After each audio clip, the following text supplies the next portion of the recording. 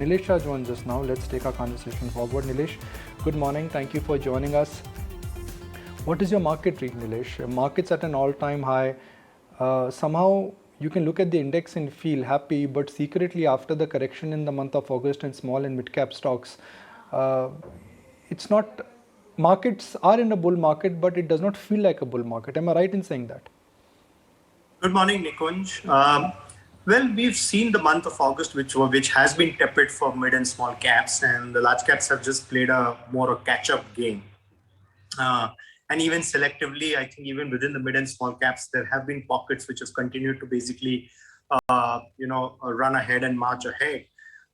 So yes, I mean, if you look at just August as a single month, maybe yes, if you've not been in large caps, then obviously you could have, you may have experienced some kind of a lag, but otherwise I think it's been a great time, whether you look at it from say a 1 quarter perspective or a 1 year perspective. I think it's been fantastic for bottom up stock picking, and there has been a very broad-based rally. So there's it's not like that if you've not been part of one pocket you've missed out anything. It's been a very, very broad-based kind of a rally so far, and so it's just, I think, 1 month of pause for the mid and small caps before they basically start again moving ahead and racing ahead.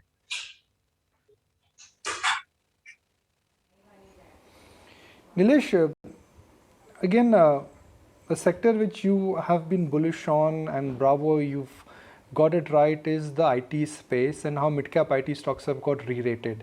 With each passing day, it is getting more and more clear that the relevance of Indian IT companies as a business model is going to get more evident. Do you think markets are pricing in all the good news, all the good scenarios for FY23 and 24? Well, it looks like, I mean, clearly technology has had a brilliant run. Obviously, of course, it pales in comparison to what we saw in the late 90s, but nevertheless, it's been a brilliant move for the entire technology pack. And we've seen some of these across the board, be it large caps, mid caps, small caps, across the board. Technology stocks have witnessed huge amount of re-rating, given that globally there's a move towards digital transformation and that opportunities got fast forwarded. In addition to that, margins, of course, have been fantastic. And because of which now you're seeing valuations at levels at where they are. I'd probably think that now, by and large, a lot of the good news is priced in, be it in terms of revenue growth, even in terms of margin sustaining. So my sense is that clearly now no longer is the technology pack relatively attractive or relatively cheap. And so to that extent, I would think that one should kind of exercise some bit of caution and really not, in a way, just participate in the kind of rush that we are seeing currently. So I think it's a time to kind of take a step back for the entire technology pack and start also evaluating other opportunities where the earnings growth relative to the valuations are way more attractive. Would you like to filter in a name or an example where you think that the earnings growth and the valuations, they both are favorable? Well, Nikunj, the area that we started liking quite substantially, I mean, of course, is that we have been positive on the industrials pack. And we've been owning a name like Carborundum Universal for now a pretty long period of time. I think if I were to kind of extend the industrial space and get into the capital equipment space, then a couple of names that we have been very constructive about is one is ABB Power Products, which is part of now a part of the Hitachi, part of erstwhile ABB Group, now part of Hitachi. I think that's a space that's a business that we have been liking quite a lot. Strong capabilities across the power sector, looking at renewables, and then of course have some bit of role to play in the EV space as well with some of the strategic tie-ups. The other name that we've been liking in that space of late has been Triveni Turbines. We clearly believe that as we see now Capex happening, especially in the private sector, in areas like cement, ethanol, and that entire pack, the demand for turbines is expected to basically be very strong. And in addition to that, most of these players are likely to have strong price hikes, given the kind of raw material hikes that they have witnessed. So all in all, we clearly believe that, sectors, spaces, industries, and names like these, which are again very capital efficient player, light on balance sheet, pretty much no debt, are excellent kind of opportunities from a medium to long-term perspective.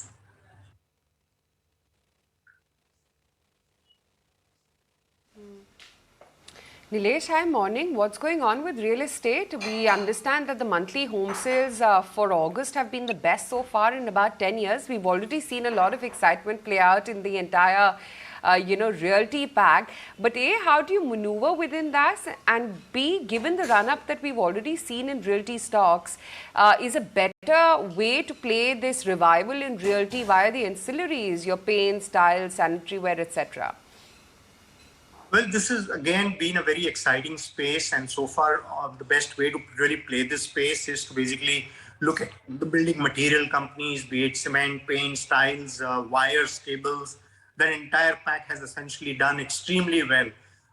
Clearly, now it's probably time to now shift over to the actual real estate plays and the home developers out there. What we have seen over the last 4 to 5 quarters, which means that from last March to this September, is essentially a lot of consumption-led demand happening, which means that actual home buyers going out there and buying homes, which I think is positive, and it helps to clear a lot of the inventory backlog and the overhang of inventory and the unsold stock which was there. I think as we see some price hikes happening, once the inventory kind of wanes and we see some bit of price hikes happening, you will see then actually investment-led demand coming into real estate space. That's honestly been the experience of the past cycles, that once other asset classes do well, as business momentum picks up, eventually you see essentially the rally spreading even into the real estate space. And I clearly believe that it's time now to kind of look at some of the real estate stocks. In addition to that, of course, the building material space, especially the wires and the cable space, looks extremely exciting and constructive from a medium-term perspective.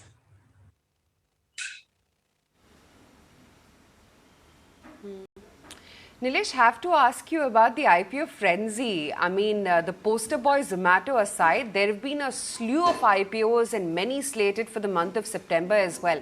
Have you participated in any, or are valuations holding you back for some of these bigger names? Zomato, for instance, and next, of course, is going to be a Nykaa, Policy Bazaar, and the list goes on. Well, we have been participating, on the post-IPO basis, post the listing.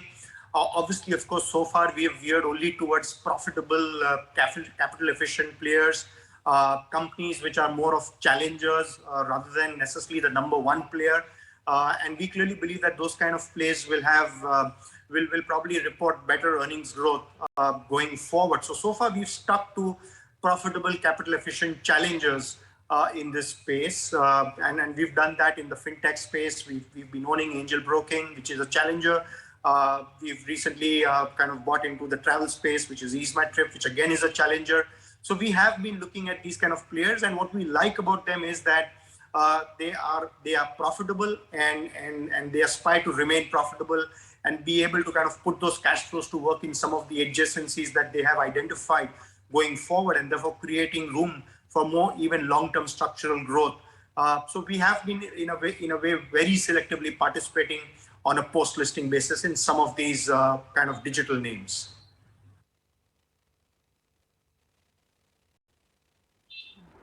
Hi Nilesh, this is Mubina as well joining in. Well, I heard one of the factors you mentioned about when you chose the IPO, and that is the aspiration to continue to be profitable. Now, of course, we're going to see a whole league of companies come into the Lal Street, which may not necessarily have that feature of having good consistent profits. We already have one, that's Zomato. So does that mean that you'd prefer perhaps not betting with big guns into these new platform companies, or would the parameters for looking at these names be different? Well, we like platforms, and we clearly believe that platforms is going to be the core of a sustainable business strategy for any firm of the future.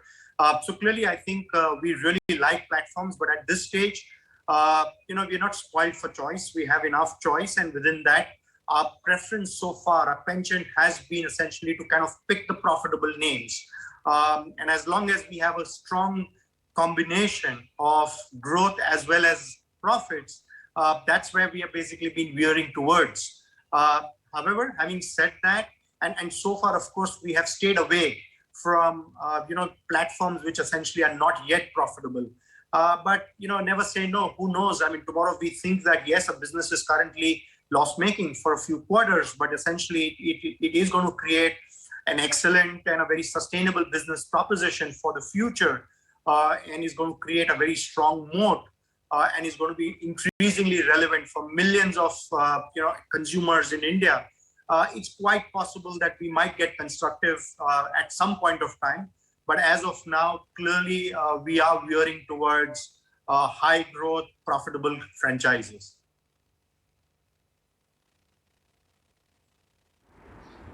All right, so maybe in a couple of months we'll ask you this question again as we see more companies, approach Dalal Street, and I guess that's when Dalal Street will have to don the hat of a PE or a VC investor when looking at these companies too. So you mentioned about how IT has it's priced essentially to consider the strong growth, the good margins, etc., etc. Would you say similarly that even metals have priced in the strong commodity prices, so on and so forth? Because you may talk about valuations for IT, but that may not necessarily be the case for metal stocks. So how would you approach commodities and metals? A very cyclical play. A lot depends on global news flow, commodity prices. Well, commodities are at best a play on inflation. And clearly what we have really seen over a period of time is that, prices of commodities, which is end commodities, basically are nothing but just a proxy of inflation. And globally, of course, inflation has been quite sedate over a long period of time. And if you kind of look at global inflation levels, which probably could be around 2 to 3% on the world as a whole, or maybe even lower than that, that's what basically end commodity prices do, is that they just catch up with inflation. So if you see commodities, they haven't moved for 5 to 10 years, and then suddenly over maybe a few quarters, they just do a catch up of what they have not done over a decade or so. Beyond that, honestly, there is no case for commodities. And so to that extent, this is a space where we've essentially kind of in a way stayed away from, because we clearly believe that while there are a lot of players which have demonstrated scale, but finally they are ransom to essentially how global prices are, and therefore that's a space we've kind of stayed away from. Obviously, it's been a paradise for traders, and probably the volatility out there gives great opportunities for traders to kind of make the most over short term. But I clearly believe that these are not strong investment candidates from a medium to long term perspective. There are several more exciting sectors and exciting businesses to participate in.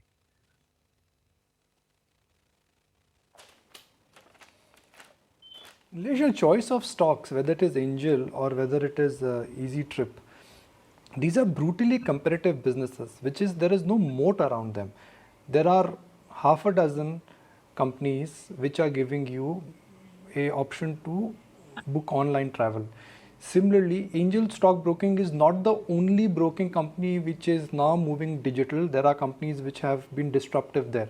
Now, typically the way an investor like you always invest is that you look at what is called as moat investing. What is the USP? What is the USP in these two businesses? Well, Nikhil, that's a very interesting question. And, we have to always keep in mind that disruptors can also be disrupted. And this is essentially a reality for even both these businesses. So as I was mentioning earlier, that both these businesses or both these companies essentially clearly have a strong positioning towards growth, towards gaining market share, and in the process remaining profitable. And they have also are currently using these cash flows to kind of get into some of the other businesses which are adjacent to their current business and trying to kind of create a sustainable enterprises. Obviously, of course, both these businesses currently are gaining market share, and that I think is a huge positive. And they've been doing this now for now quite some time now. But obviously, of course, you can never take the eyes off the ball, and we have to kind of keep monitoring them pretty much on a month-on-month or a quarter-on-quarter basis. That basically, do they continue to kind of accrete market share or not? And that I clearly believe is essentially something which needs to be watched. And you keep owning them and you keep riding them as long as you believe that they are basically continuing to kind of gain market share and grow and return excess cash to shareholders. the day you see them basically kind of lagging behind or getting disrupted, you will need to have in place an exit strategy at that point of time. So clearly, this has essentially been our thought process. And I clearly believe that for both these businesses, I clearly believe that that the moat rise in basically the competencies of these managements and the respective managements, that they had the courage and the conviction to basically go out there and be a challenger. And that I think is something which I think is pretty much enduring. In addition to that, of course, the cash flows that they're using that to hire talent, to put it back into technology, and maybe even look for inorganic opportunities. So clearly, on the whole, right now, they have a moat. The challenge is how sustainable is this moat, and therefore, in this world of constant change, we have to ensure that that watch out that whether the disruptors themselves are going to get disrupted in the future or not. No platform is permanent, no opportunity is permanent, and no player is permanent.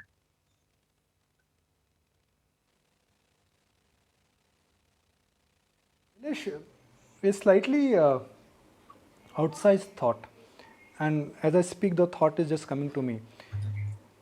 There's a concept of betting on the new wave, which is that you can make a basket of 5, 6, 7 companies which offer you a play on that space, whether it is clean energy or ethanol, whether it is a hydrogen or whether it is platform. Does it make sense to buy 5, 6, 7 companies which directly or indirectly are platform companies and sit on it for next 3, 5 years? It could be a Bajaj Finance, it could be an Angel, it could be an ICA when it lists, it could be an India Mart. All I'm saying is that does it make sense to, let's say, buy 5, 6, 7 companies which are future platform companies and sit on them for 3, 4 years? Oh, absolutely. I mean, clearly that's the way forward, because these are essentially the businesses which in a way have demonstrated a particular track record. They have demonstrated that they can scale up, they can size up, and that increasingly they will become hugely relevant to a very large mass of the consumption basket in India. And when I say consumption, it's not just buying consumer goods, but buying experiences or buying basically, or they could be even fintechs and all of that. So clearly it does make sense. And of course, the valuation range varies, and you will have to necessarily essentially take a bit of the leap of faith that over, say, a 5-year period, the kind of growth that they will exhibit will more than take care of the kind of heady valuations that they currently enjoy. And we've seen this in the marketplace over the last 5 years, 10 years, as businesses demonstrate scale. We've seen them that, the ones which are more expensive get even more expensive as long as the growth sustains. So I clearly believe that this is a time to kind of own some of these platforms on a very selective basis, and then, of course, keep monitoring them on a very, very regular basis.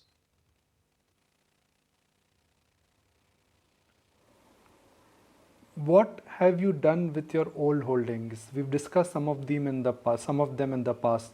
Cipla, Thomas Cook, ICICI Lombard, Radico Khaitan. Have you locked gains? And the new stocks which you mentioned, are they, you've sold the old holdings and bought them in that place, or you've expanded the breadth of your portfolio? Well, we've expanded the breadth of the portfolio. So we continue to own majority of these names, and we really like them. Be it basically a Cipla, which continues to basically be a leader in the respiratory space and is doing impressive inroads into the US generics market. We continue to own ICICI Lombard General Insurance. It continues to be a leader, continues to have a high single-digit market share of India's general and health insurance space, an extremely capital efficient player, and still being able to deliver growth in line with the industry and at times even ahead of the industry. We continue to own Radico Khaitan, which again is a strong player on the consumer space. It is a challenger and continues to generate cash flows, which it is using to basically repay debt and lighten up the balance sheet, and by valuations where we still believe are attractive, and where we think that over the next maybe several years, you're going to see several hundred millions of young Indians get into the eligible age for consuming alcoholic beverages. And so to that extent, I think the runway of growth for a business like that is very good. We have exited Thomas Cook because we think that in the hospitality and travel space, we currently see relatively better opportunities to participate in that space. So I think we've been continuing to own a majority of our positions, given that we are medium to long-term investors. But we've, of course, made some changes to the portfolio, and obviously the portfolio has become a lot more broad-based, as we clearly believe that the current times are about a broad-based economic growth rather than just one or two pockets of growth, which was the case a few years back.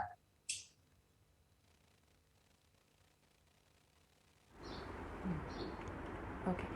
Nilesh, if we are expecting a very broad-based economic growth, then the next question is that, okay, Capex cycle will pick up. We've seen just a few hints here and there of that happening. People still say that private will pick up, and it will. We're seeing a lot of companies get into this Capex mode. How would you play that if that's a story you believe in? And let's start off with that. How would you play this entire Capex theme? You mentioned you're positive on some of the industrial names. So is that one way to play the pickup in Capex? Yeah, absolutely. I mean, the way we see it is that, private Capex is picking up quite significantly. We've seen several number of players basically going out there and announcing Capex plans. The order books have continued to basically grow, and maybe in some of the cases they've continued to bulge for some of the players. And you could clearly play the Capex ways in three different ways. One is to kind of really buy into the equipment players as what we call as the product companies, and a couple of names which I mentioned earlier, be it ABB Hitachi Power Products, or be it Triveni Turbines, which both of these names we own. So that's one way to play it. Second is to play through basically components or consumables, which is essentially the wires and cable space. And there we've been owning a name like Polycab, and we continue to believe that apart from private Capex, that will also basically, their prospects look good on better construction activity in general. So that's the second way to really play. The third way to play it, of course, is through the playing on the EPC guys, the project guys who go out there and render the services. And that's a space we have been avoiding because that space is clearly the most vulnerable. It's an out-and-out B2B business, by and large driven through tenders, where companies have to just participate in tenders, and the lowest cost player inevitably gets the contract. And then, of course, you are vulnerable and subjected to payment delays, which puts pressures on your cash flows. And in the process, you become relatively capital inefficient. So we've been going and we've been participating in the Capex space by owning these product companies and the consumable companies. And we've been essentially avoiding so far the EPC players.